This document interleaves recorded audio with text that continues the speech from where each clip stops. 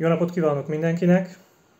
És mivel az új évben ez az első bejelentkezésem, ezért szeretnék mindenkinek egy sikerekben, örömökben és egészségben gazdag, boldog új évet kívánni.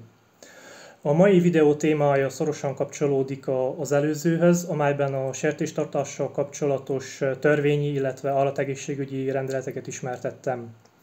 Ugye szó volt arról, hogy az új törvénykezés szerint mostantól háztáji gazdaságként maximum 5 sertést lehet tartani, azonban ezekből nem lehet értékesíteni. Amennyiben értékesíteni szeretne az adott gazda, úgy két lehetősége van. Vagy magánszemélyként bejegyezteti a gazdaságát az állategészségügyi igazgatóságnál, vagy pedig a másik lehetőség a szövetkezetek betömörülés. Ebben az esetben nem kell mindenki külön bejegyeztesse a gazdaságát, csak a szövetkezet kell bejegyezve legyen.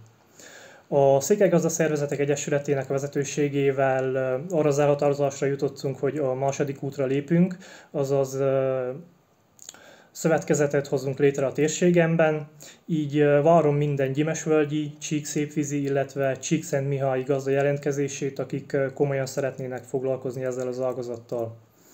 A célunk az, hogy megfelelve az új törvénykezésnek egy olyan szakmai és erőforrásbeli hátteret biztosítsunk a gazdáknak, amely révén egyrészt fejlődni tudnak, és egy bizonyos szint fölött pedig akár biztos megélhetést jelentsen nekik a sertéstartás. Szóval keressenek bizalommal, várom mindenki jelentkezését. További szép napot kívánok mindenkinek!